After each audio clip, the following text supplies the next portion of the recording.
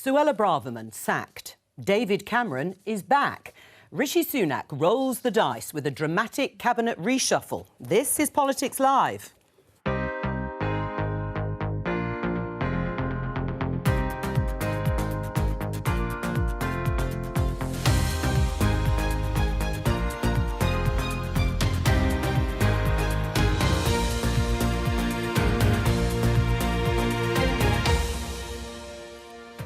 Joining me, Conservative peer Ed Vaizey from the Shadow Cabinet, Labour's Jonathan Ashworth, and two political editors, The Spectator's Katie Balls and The New Statesman's Andrew Marr. Today. I'm a bit tired, but I don't think I've had a funny turn. But let me just tell you what's just happened. David Cameron has just walked up the street and gone into 10 Downing Street. He left Downing Street 7 years ago. David Cameron is back as Foreign Secretary. His appointment came just minutes after Suella Braverman was sacked as Home Secretary and replaced by outgoing Foreign Secretary James Cleverly. I have had a very good conversation with the Prime Minister, who's made it very clear that he wants us to deliver on our promises, to stop the boats, to protect the British people. We'll bring you the latest from Downing Street and the best analysis as the reshuffle unfolds.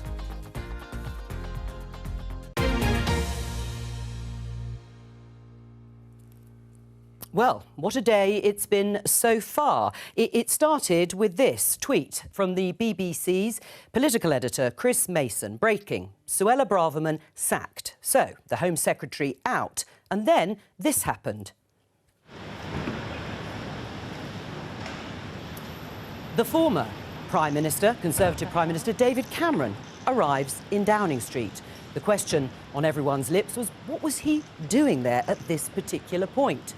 Fevered speculation about him perhaps coming back into government, although not an MP or even in the House of Lords. And then we heard this confirmation, first of all, that the former Foreign Secretary, James Cleverly, was replacing, as you can see here from Downing Street, was replacing Suella Braverman as Home Secretary. And then this.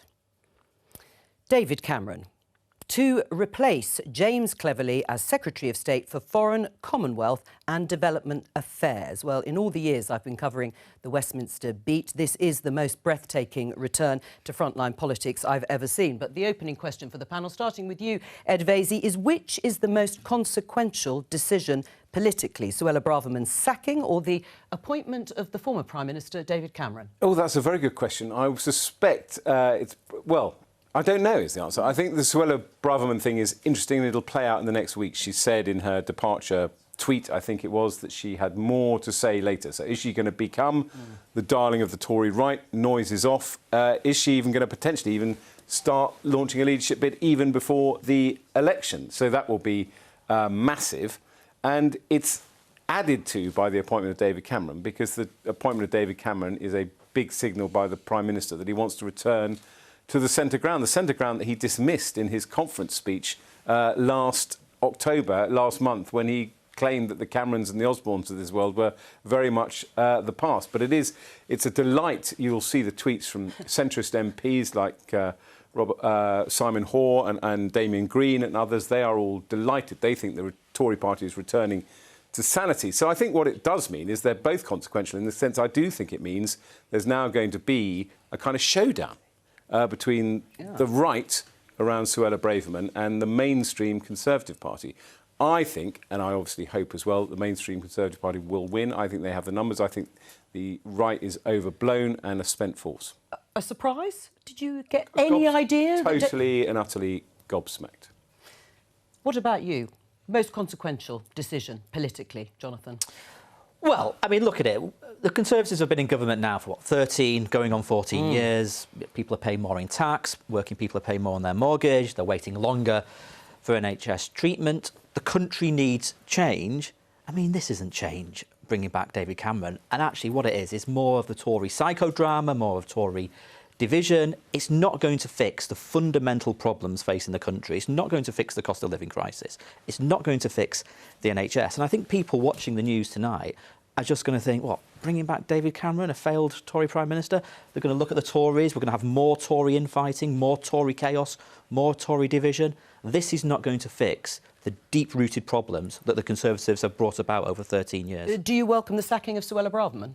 Look, Suella Braverman should not have been appointed in the first place. She wasn't up to the job, and she was appointed because of Rishi Sunak's weakness. And if you think about Rishi Sunak's judgment, he's had to sack Braverman. He shouldn't have appointed her in the first place. He had to get rid of Gavin Williamson, Dominic Raab, Nadeem Zawari. These are people he appointed in the last 12, 13 months. The fact that he's lost so many cabinet ministers in 13 months, I think says something damning about the quality of his judgment. Which will prove, do you think, to be the most consequential decision?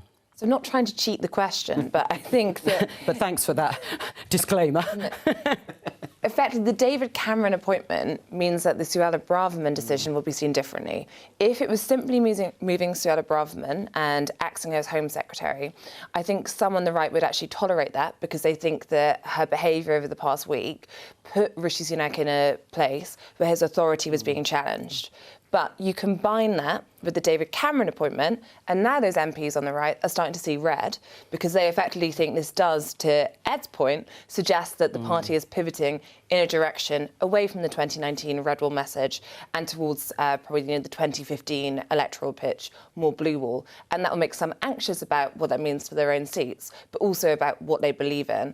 And I think that is why the David Cameron point probably is the more impactful, but taken with the Suella Braverman. Well, it was certainly distracting when Suella Braverman would have been, obviously, the story, her sacking. But what do you make of which decision do you think will prove to be more important? Suella Braverman's sacking. You said rolling the dice, and I think this is a massive, massive gamble by Rishi Sunak this morning. And I think, in a way, in the last few weeks and months, we've all been struggling to ask ourselves, who really is Rishi Sunak? Where is the centre of his politics? And this shows us what the answer is. This shows us the answer is he's prepared to take on the right. He's going to have a real trouble now with Reform UK. He's prepared to lose seats, if necessary, in that direction in order to hold more of the so-called blue wall seats. And it's very, very important to remember or acknowledge that the right is meeting this afternoon in Parliament to discuss their reaction to that. And part of the agenda is whether there should be, wait for it, big breath, a Suella Braverman leadership campaign. Right. Well, we'll all be holding our breaths, of course, for the rest of the day. Let's talk to the BBC's chief political correspondent, Henry Zeffman, who is still in Downing Street. We saw you there in the headlines with incredulity, in fact. Have you recovered from the shock of seeing David Cameron? Just about. I mean, it's been a very weird day, Jo, I have to be honest, and we've only had 2 big appointments so far. I think it is hard to overstate quite what a remarkable return it is for David Cameron. Just the sheer fact of having a former Prime Minister back in the Cabinet for the first time in 60-odd years. But I think also, as you've just been discussing there, the political implications here in Westminster of bringing back David Cameron, the man who modernised the Conservative Party, the man who brought it back to the centre ground, his allies would say. Appointing him at any time would have been politically controversial. Appointing him just half an hour, I slightly lost track, after sacking Suella Braverman, now that really is quite something. Right, what is Number 10 saying, or why do we think Rishi Sunak has sacked Suella Braverman today? I think it was all about Rishi Sunak's authority. Certainly the subject of her article in The Times back last Thursday was incendiary, and there were Conservative MPs frustrated by her rhetoric. There were some Conservative MPs who also thought she was undermining the operational independence of the police. But actually, the nub of her argument that the police have been a bit soft, basically, she argued, on the pro-Palestinian protests, I think that's fairly widely shared, certainly shared in Downing Street. We were hearing this morning about how Rishi Sunak is looking at ways to toughen the laws around these kinds of protests. I think it was all about her decision to defy his authority, not to make the edits to that article that Downing Street had asked for. And I think that was the final straw. But also, so many government ministers had just got fed up with doing interviews with people like you and being asked, do you agree with the latest thing that Suella Braverman has said today? She'd become effectively a distraction, and I think Rishi Sunak just thought it was enough. How much of a problem is she going to be on the backbenches?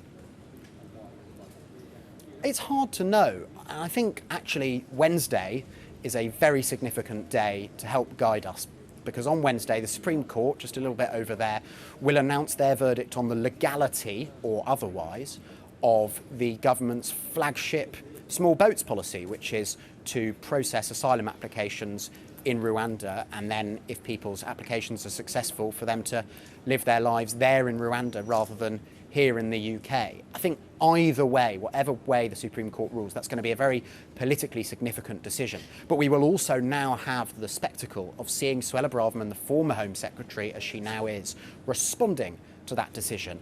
And she may well respond to that decision differently to Rishi Sunak. She may urge the government to go further than it intends to on combating small boats, on its approach to immigration and asylum. And that will be interesting, but also how many MPs she brings with her. How many MPs make a point of agreeing with Suella Braverman as she begins to make public pronouncements from the backbenchers. I think that will give us the best guide to what she's going to be like as a backbencher and how big a threat to Rishi Sunak's leadership that may prove. I mean, the appointment of James Cleverly as the new Home Secretary, presumably to be far more aligned on that issue that you've been talking about, and others with Rishi Sunak, or not?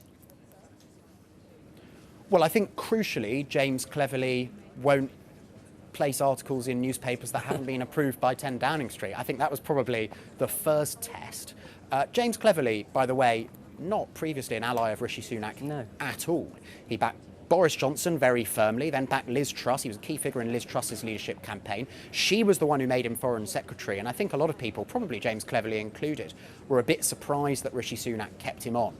But the view at the top of the Conservative Party is that he's proved himself both loyal to Rishi Sunak, but also emollient on the world stage, diplomatic. And perhaps they now want James Cleverly to apply some of that diplomacy domestically, because relations between the Metropolitan Police and the government are clearly quite frayed. So they will be hoping that a new person can help improve that. But also, I think it's kind of clear James Cleverly was moved to make way for David Cameron, or Lord Cameron, as we're perhaps now meant to call him. I'm not sure. Well, that will happen fairly soon, I should think. Are we expecting anything more reshuffle-wise, dramatic, that is? Well, I don't think we're going to have. I don't think Theresa May's about to walk down the street, the famous last words. But I do think we are going to get a big, wide-ranging batch of new appointments. I think this is now Rishi Sunak's pre-election reshuffle. It's the reshuffle that Conservative MPs have been urging him to do practically since he became Prime Minister. Because as James Cleverly signifies, as I was just saying there, a lot of his cabinet, at least as of this morning, were people appointed by Liz Truss. Because when Rishi Sunak became Prime Minister, he wanted to heal the divisions of the Conservative Party. I think to a degree he's done that. To another degree, he's learned that's kind of impossible with some Conservative MPs. So now we're going to get him going his own way. I think, in contrast to David Cameron, a figure literally from the political past, will be getting people who Rishi Sunak wants to be part of the political future. MPs who were elected in 2019 will be given much more prominent jobs, I expect, probably starting in the next few minutes or so. Henry Zeffman, thank you very much. We may return to you in Downing Street throughout the programme if those appointments are announced in our time. Let me just show you this tweet. Andrea Jenkins, on the right of the party, Conservative MP. I support Suella Braverman, sacked for speaking the truth. Bad call by Rishi, caving in to the left. How much trouble does that spell? Well, there's an awful lot of people out there who agree with that. I was listening to my colleague, forgive me, LBC's Nick Ferrari this morning, and a slew of calls coming in from people who are furious, say this is the victory of the woke brigade, this is not speaking for Britain. And there are a lot of people out there who think that way and who now will be voting for Reform UK or someone like that rather than Conservative. It is a choice that the Prime Minister has now made. He wants to nudge his personality, as it were, towards the centre-right rather than the right-right. And, you know, there's pros and cons in all of these kinds of decisions. So I think this is highly consequential for him. And the David Cameron appointment is not without risk either. There are a lot of people, particularly on the right of the party, who think he's too close to China. And there is a little bit of a thing out there already about the fact that this is an unelected Prime Minister who put Suella Braverman into the Home Office because he needed to become Prime Minister in the first case, and inside the Beltway Westminster deal, appointing an unelected Foreign Secretary. And I think out there that is beginning to resonate a bit. Katie? Yeah, I mean, I think with these things, you always got to think about the numbers. So in terms of the parliamentary problem, we know that the New Conservatives plan to meet this afternoon. I think the quite clear implication is several of them are not happy. And it is that combination of losing Suella Braverman, which I think you could have defended on authority to Rishi Sunak grounds, combined with David Cameron. We still have a lot of the reshuffle left to go. But I think the gamble Rishi Sunak has taken is whether he is now going to face a revolt on the right, which is going to give Labour attack lines it doesn't even need to think about by pointing out at these rows erupting in the chamber and, what will Lee Anderson, the deputy Tory chairman, now do and how will they speak, and it drags on. And if that is the case, then I think the reshuffle suddenly becomes quite messy. If they can quell that rebellion, it's just a handful and they look quite insignificant. Rishi Sunak asserts his authority. Who are the New Conservatives? So I think you look at people like Miriam Cates, for example, I think who actually is a rival to Suella Braverman. While they get on very well, I think a rival for that champion of, who is the darling of the right, amassing lots of compliments. You have Danny Kruger in that group who uniquely does not actually have a red wall seat, but talks about the 2019 coalition. And the group of 2019 MPs are a real headache, to be honest, to the government. But what we're testing out now is this idea of those around Rishi Sunak, which is they think Suella Braverman's influence on the right is overplayed by the media. She does not have the hold, and they think this group is fairly small. Now, we've got a few days to find out if that is the case. Right. The showdown that you talked about, I mean, it sounds like it is about to begin. It's not going to be very easy, is it, for Rishi Sunak? David Cameron maybe actually be a negative rather than a positive for the party politics. Yeah, I think Katie's absolutely right. I mean, it's too early to say how strong, as it were, the right, as Andrew called them, is in the party and how active they are going to be and what their kind of comeback on the Suella Braverman sacking is going to be. Is it going to just be noises off and grumblings? And there'll be certain newspapers, I have to say, as well, that will be part of this debate. Maybe even some broadcast channels as well may also be part of this debate. So we'll see. We don't have to mention we'll see how this plays out, and I don't think we'll know quite until sort of the next week or so. I would have to say again that it depends which tribe you're part of, because of course I'm getting lots of texts from people saying, thank goodness David Cameron is back. I wasn't going to vote at all. I couldn't face voting Conservative. I might even have voted Labour. Now there's something to support. This is a great signal to them. And so, in a sense, it is a kind of cost-benefit analysis. It is damaging, I think, if you're looking to hold on to all the red wall seats. But it is probably very good news if you want to shore up your vote in the south. And things are so fragile at the moment. That is a thing for the Conservatives. Well, that may be more of a challenge and more difficult for Labour, a more centrist feel to the Conservative Party, rightly or wrongly, some more stability perhaps with David Cameron, a former Prime Minister, coming back in. That will be a challenge to Labour. But I think the debate on this panel exposes something very fundamental, which is the divisions in the Tory party. This whole debate is conducted in what does it mean for the right, what does it mean for the left of the Tory party, and that just reveals how divided this Tory government is. But it has implications for Labour too, obviously, in terms of the direction it goes. Cannot fix the fundamental issues facing the country, that people are paying more in tax, people are paying more on their mortgage, that the NHS is in crisis. And the most significant appointment, by the way, in any cabinet reshuffle is the appointment of Chancellor. And today, a few weeks ago, there was all this speculation they were going to get rid of Jeremy Hunt. They have kept Jeremy Hunt in place. That suggests to me that the current economic policy of high tax, low growth is going to continue under Rishi Sunak. Ed? Well, it's good that Jeremy... I mean, it's a great year of revivals to have Jeremy Hunt as Chancellor and staying put. I mean, I think he is a good appointment, and I think he kind of signals stability and caution and getting the public finances back on track. I don't think it's, he's gratuitously raising taxes, and I think he's right to resist the kind of siren calls from the right to have these kind of gratuitous taxes to take us back to an era of Margaret Thatcher, which they don't understand, because she didn't, of course, really cut taxes until the late 80s. So I don't see a problem with that. We'll see who the other people are who are appointing the reshuffle. Look, I can't argue with John. I can't argue that the Tory party is divided. And it is a credit to Keir Starmer, because 3 or 4 years ago, we would have been happily having a nice old bun fight about how appallingly split the Labour Party was under Jeremy Corbyn. It's a credit to Keir Starmer that in 3-4 years he's gotten to a position where they're in the chance of winning an election. It goes without saying, every Tory, every sensible Tory tears their hair out. Why can't they just get behind each other, focus on the prize of winning an election. It's 13 years of Tory government and people are being very self-indulgent. Well, let's get some more reaction. We can talk to Matthew Goodwin, author and academic. Hello to you, Matthew. What do you make of Suella Braverman's sacking? Well, I think it tells us how lost the Conservatives really are. Whatever you think about Suella Braverman, the fact is she spoke for a majority of people in the country when it came to issues like lowering migration, reforming multiculturalism, strengthening our national borders. And of course, she called out institutions like the police for ideological bias. And I know from my own polling that many voters feel that way. What I think, Jo, as well, is that the replacement of Braverman by David Cameron symbolises a party that would rather return to the pre-Brexit broken consensus in British politics than actually reinvent itself to meet the post-Brexit realignment that it won in 2019. That's what's so significant here. All right, well, get your reaction to that, Ed Vasey. Well, I was going to give a glib response saying I rather enjoyed the pre-Brexit consensus, but I certainly do think Britain was on a roll. But I accept kind of Matthew's critique and challenge, which is Boris Johnson did win a lot of seats in the north of England that we had never won before. The levelling up agenda was serious, and putting the concerns of those voters on the Tory agenda is an important element. So I think it's an acceptable challenge, but I don't think, Suella Braverman was sacked for the reason, it's a victory for woke. It's a victory for the Prime Minister's authority and not having a Home Secretary that calls out her own police force. Well, Matthew, and then I'll come to you, Andrew. Matthew?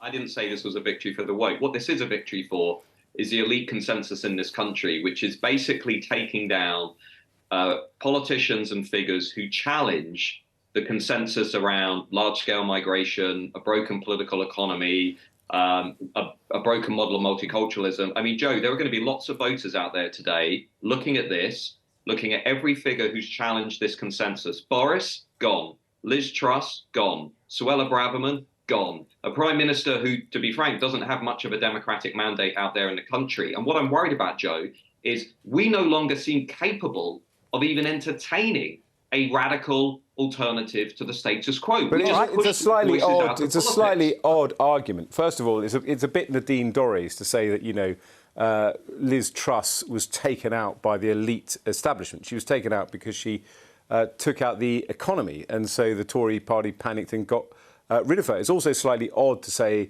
that Suella's been taken out by the elite consensus when it is one of the Prime Minister's flagship policies. One of his 5 flagship policies is to stop the boats. He's made it very clear. You can agree with it or disagree with it. The idea that the Prime Minister is out of lockstep with Suella Braverman on that policy doesn't seem to be the case. Andrew?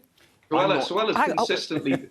Sorry, Matt, I was just going to let Andrew Marr come in and... Very briefly. I'm not sure that Matt's right about how popular Suella Braverman really is up and down the country. She's certainly popular when she talks in some of her remarks about migration, that's for sure. But when she starts to talk about taking away the tents from homeless people, when she starts to attack the police, who, by the way, I think were by and large proved right this weekend on the streets of London, I think that's where she loses a lot of people, including long-term Conservative voters. Right. Matthew? No, I don't think that's right at all. I've polled voters and I've written extensively on it. When Suella Braverman said things like she thinks migration is an existential challenge to the country, 66% of voters agreed with her. When she said that she wanted stronger borders, large majorities, over 70%, agree with her. What we're seeing, basically, look, it's whatever you think about how Suella Braverman did her job, whatever you think about whether she was fit for office or whatever, what actually worries me about Britain now is we are incapable of actually entertaining a serious critique and alternative to a liberal elite consensus on these issues. And that is reflected not just in Suella Braverman, but in her replacement by David Cameron. It is ridiculous to think that the answer to the Conservative Party's problems is returning to liberal Cameroon politics. I mean, this is a party that is philosophically and ideologically completely lost. But why is it ridiculous to think that? It's ridiculous for lots of reasons. What is your problem? What is your problem? Is it? I mean, I don't see. Do you want to end all? Do you want to end all? Hang on, Matthew. Let Ed put the question. Do you want to end all immigration? What is your particular issue that is broken about Britain that is so appalling to you? Well, first of all, I don't want to end all immigration. What do I think is broken with Britain? Lots of things. under the Conservative Party, we're running net migration at 600,000 plus. We're importing cheap migrant workers to support a political economy. Yeah, Suella Braverman has been the Home Secretary, hasn't Boris she? Johnson was the Prime Minister for 3 years when all that was happening. So Listen, I think the is he part Conservative of the Party, Liberal I think consensus? the last 13 years have been a disaster. I mean, it is kind of this kind of weird thing where you put the people who win the referendum in charge, you put Boris in charge, and when things don't get right, this kind of shadowy Liberal consensus is blamed for it. I mean, it's totally bizarre and inchoate argument, and then you get these. Well, I can actually. you get these people. You get these people who claim to be patriots attacking the police and the cenotaph. 9 policemen injured at the cenotaph by people who claim to be standing up for Britain and hitting policemen so they can get to the cenotaph to protect the cenotaph. Hang on, Matthew. I couldn't agree more. You know, the Metropolitan Police Commissioner, elite consensus, really. Boris Johnson, elite consensus. Liz Truss, elite consensus. James Cleverly, Rishi Sunak, elite Liberal consensus. I think not. Katie? Well, I think the problem potentially for Rishi Sunak here is that if you think about that 2019 pitch, it feels as though he has moved away from that with some of the appointments today. Jeremy Hunt, already Chancellor, but of course staying put. You combine that with David Cameron, it feels like we're going back to the Cameroon government. And I think for Rishi Sunak, it's potentially an admission of defeat, because about a month ago, he stood up on stage at his party conference and said he was going to be the change candidate, going against 30 years of consensus, decisions that taken by David Cameron and George Osborne. Like HS2. And David Cameron wasn't happy with it. So it feels at the very least there's a change of strategy coming from Rishi Sunak, and perhaps an admission that he doesn't think he can be the change candidate and he quite likes the past. Matthew? Yeah, as I just said, I think the Conservatives have presided over a really dismal experiment. They've completely failed to respond to what the post-Brexit environment was all about, and returning to David Cameron is a great symbol of that. This is a party that is completely lost, which I think many voters feel deserves to lose the next election. I completely disagree with what Andrew and the other speaker was saying. Ed, I'm just a non-entity. Look, don't worry about me. I sit in focus groups with voters every week. All right. Every week I sit in focus groups with voters. The Conservative Party is dangerously out of touch with the country. But I mean, that's what I kind of find. Not just the economy, on not just the NHS, but on immigration, on security, on crime and borders. All right. No, I think Matthew's a very, very impressive media operator, but I do think that there does seem to be a bit of self-reflection when you're claiming that you're in touch with reality because you sit in focus groups with voters every week. I mean, that's what political parties do, and they're always being accused of being out of touch. What about being an MP who talks to their voters every day? Let's just focus, though, on... That's not representative data, Ed. Oh, I see. OK, so next time you knock on a door and ask a voter their opinion, you say, you're not representative data, I'm not going to listen to your views. Let's revisit this at the general election. Let's revisit it the day after the general election. Let me just go back to the substance, because the substance now, when it comes to policing protests, Rishi Sunak seems to be doing exactly what Suella Braverman, to some extent, was calling for, which is tougher policing of protests. That's right. So people might ask, well, why has he got rid of her then? Well, I mean, as I say, I think the issue with Suella Braverman was a kind of drinking in the last chance saloon moment, because you had the comments about homelessness, which gave the Prime Minister a headache he didn't need. Again, regardless of whether you agree with her or not, I didn't agree with her, but it gave him a massive headache. And then you get this article, which may have made some valid points, but was deliberately written to provoke. All right, Matthew Goodwin, thank you very much for joining us. Let's just show you a couple of the front pages following the protests at the weekend. We can show you some pictures both of the pro-Palestinian protest in central London and also the counter-protest by right-wing demonstrators. But the first front page here, The Sun, protest crackdown, never again, as Kate Mark silenced new laws to protect remembrance. The Mirror see it very differently, and this was, of course, ahead of Suella Braverman going. Quit calls grow. Home Secretary at the Cenotaph, have you no shame? She has, of course, gone. Jonathan, did you want the protest to go ahead on Armistice Day, the pro-Palestinian one? Well, we always said that the protest should have gone ahead in a peaceful way, that the police should have been given the support, all the support that they needed, that we were very critical of the way in which Suella Braverman, we think, stoked tensions, very critical of the way in which the far right were able to an advance on the cenotaph and the violence that broke out, and very critical that the police were not supported. And the messages that came out after the protest didn't even thank the police and acknowledge the pressure that the police were under. Right, but do you support then the Prime Minister's call to strengthen protest laws in order to either not have these sorts of marches, ban them in future or not? Well, we don't know exactly and specifically what he is proposing, but the general point of clearly that the pictures which I presume you're about to show on your screen, which I can just see well, here, we can show one of them here. Disgusting and anti-Semitic and outrageous.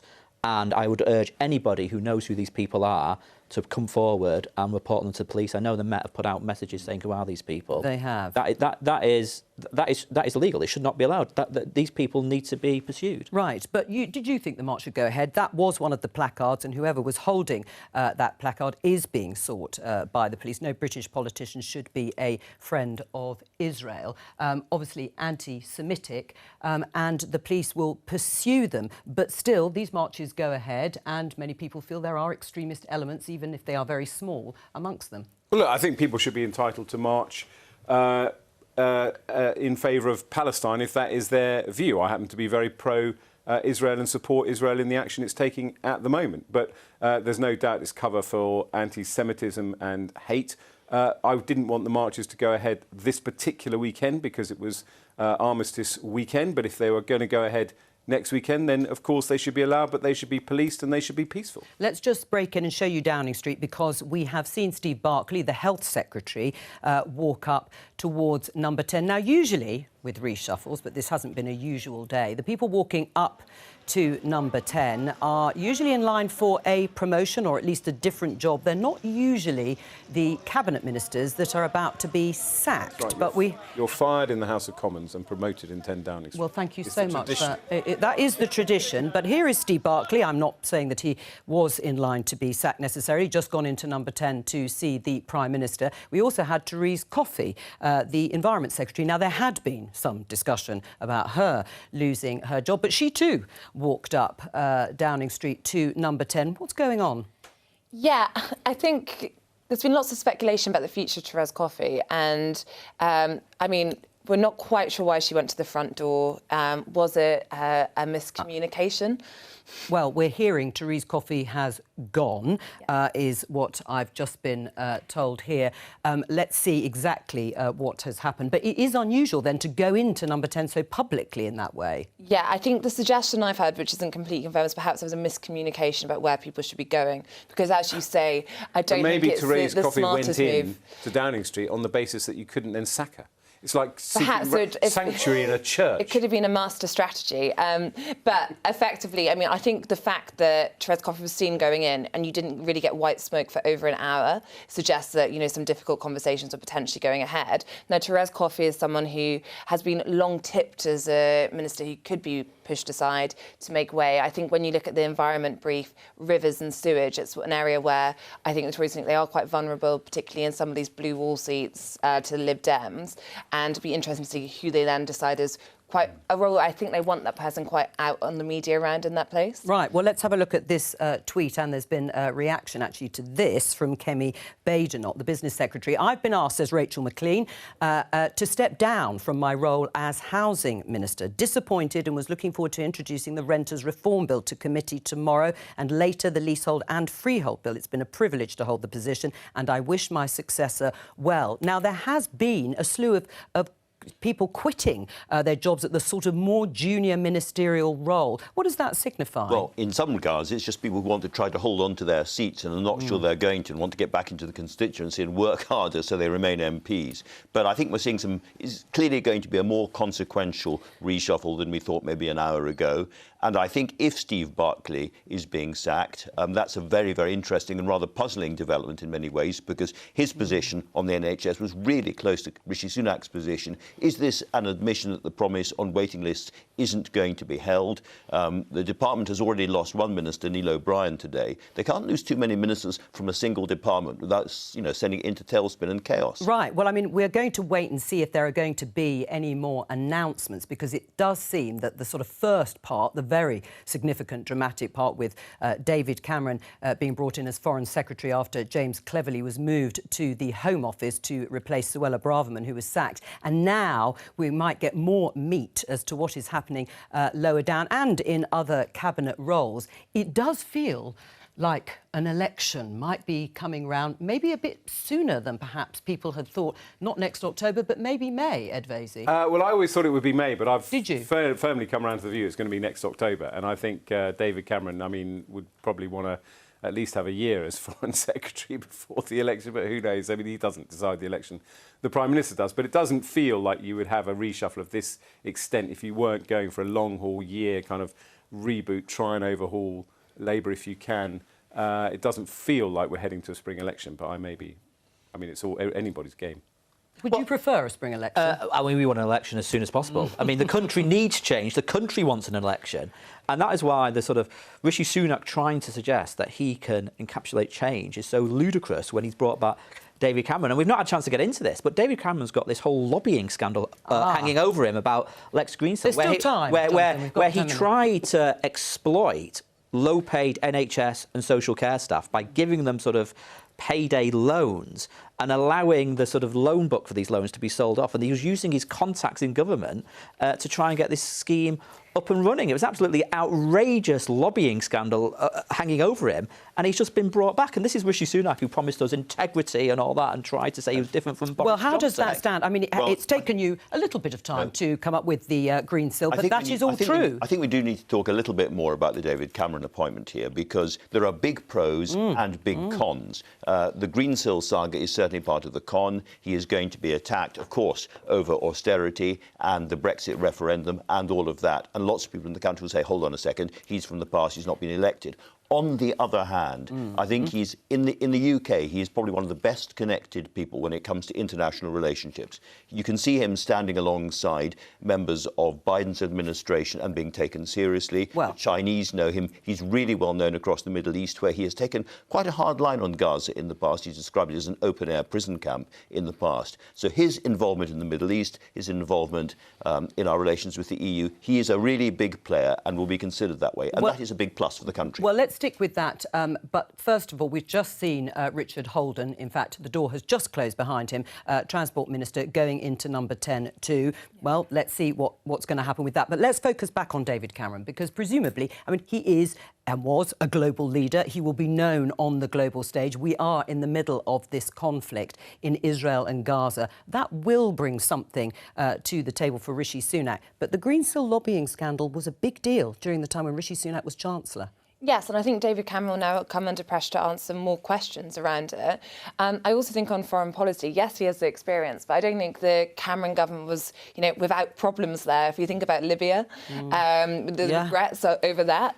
So I think there are also questions there. And then I think the other potential con with the David Cameron appointment is, yes, there are some MPs who don't want ministerial jobs right now because they want to focus on trying to keep their seats, and we're seeing that. But there are also some MPs who do, and they probably think that they could be Foreign Secretary rather than having to ennoble someone to find a candidate. So I think there's lots of potential cons, even though he does bring in statesman's role, and you can see the argument. And I think Greensill is just one of the things that's just going to keep chipping away, because it's much harder to avoid questions when you have such a senior role in a great office of state than if you are effectively a retired Prime Minister, which allowed him to get away with some of this. Let's catch up with what's been going on at number 10. We've seen a few people, notably walking up Downing Street. Henry Zeffman, the BBC's chief political correspondent, is still there. Henry, what can you tell us? Two things. Steve Barclay, who's the Health Secretary, has walked up the street and gone into number 10. And then a few moments later, Richard Holden, who is a junior Transport Minister, elected for the first time at the 2019 general election, has also gone in. And I think that might reflect the long-standing desire among some people around Rishi Sunak to project a fresh image for the Conservative Party, get people around the cabinet table who haven't like David Cameron, been there back since the Conservatives took over from the Labour Party in 2010. So that will be a big promotion, though we don't know yet to what job. Right. I mean, when you talk about the fresh image, yes, as you say, that slight contrast to David Cameron being appointed as Foreign Secretary, it does sound like this is going to be a broader, deeper reshuffle than perhaps it looked first thing this morning. I think what is becoming clear piece by piece is that this is the wide-ranging pre-election reshuffle that Conservative MPs have been desperate for Rishi Sunak to carry out for months.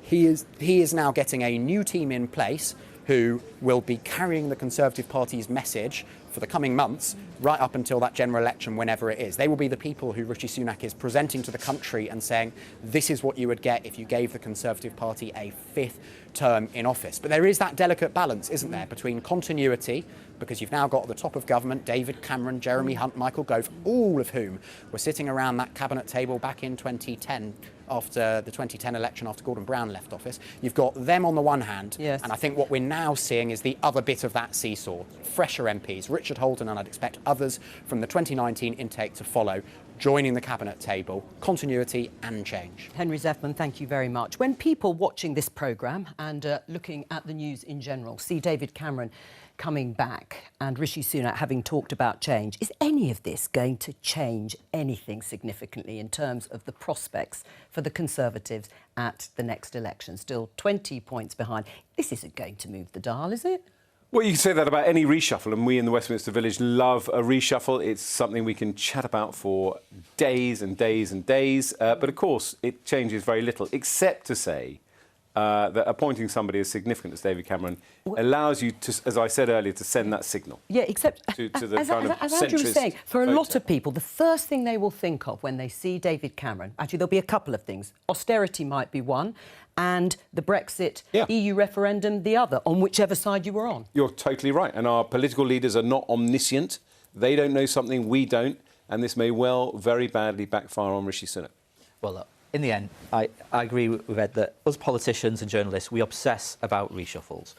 But in the final analysis, people at home, working people, are paying more in tax, they're paying more on their mortgage, they're struggling to see a GP, they're waiting longer for NHS treatment. That is what the country wants change on, and this isn't going to change any of that. Let's just focus a little bit on Labour, because on Wednesday there could be a vote calling for a ceasefire, an amendment to the King's Speech debate. Comes from the SNP. We think that's what's going to happen. What are Labour going to do? 68 or so MPs, many of them, or some of them, front benchers, have said they don't agree with the Labour leadership's call for a humanitarian pause. They want to see a ceasefire. Will it be a free vote? Well, first of all, we don't know if there's going to be a vote. All right. Because the Speaker has to select the amendment, and we don't know if that is going to happen. No. So that's but if it does that's happen, the first thing. So I'm not going to second-guess the whipping Jonathan, arrangements.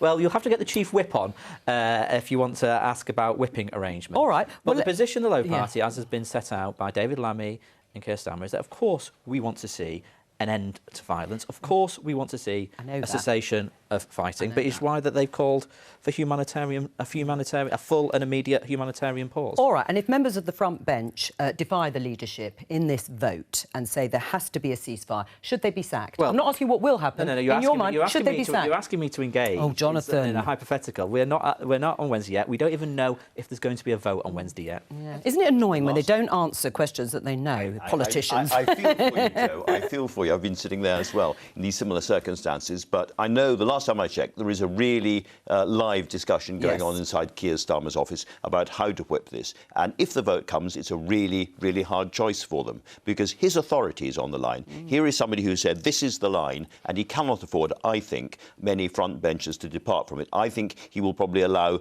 plenty of backbenchers to vote as their conscience demands because there are too many of them to stop them all. He can't fire everybody, but I would imagine he is seeing front benchers one by one saying, please, please, if you want a big job in a Keir Starmer government, sit on your hands this week. Jonathan? And it's a really tough choice because even Red Wall Tories are facing this dilemma as well. Jonathan? Well, I'm not aware of the discussions, but I'm not in the Whip's office, so... I mean, we don't know if there's going to be a vote, right? I mean, by Wednesday... Are you sitting there like this with your fingers crossed? By Wednesday, we we'll know if there's a vote. Yeah, I mean, I think the fact that front benchers, as we understand, have been advised that they shouldn't be signing any more early day motions points to the fact that Keir is trying to have a bit more discipline, and therefore will he risk losing a handful of front benchers to maintain that? It might be the better move for him than having a situation whereby he looks as though he cannot really hold collective responsibility, because I think you would expect a government in waiting to be able to do that. Right, we haven't got long left. Let's just show you this tweet from the departing Therese Coffey, Environment Secretary. I've written to the Prime Minister today to step down from government. It's been a privilege to serve him and indeed 5 Conservative Prime Ministers as a minister. I look forward to continuing to serve my constituents. On a day that the former Prime Minister David Cameron has returned to frontline politics as Foreign Secretary and Suella Braverman, the Home Secretary, has been sacked. The reshuffle continues. But that's all from us here on Politics Live, and I will be back tomorrow with more. Bye-bye.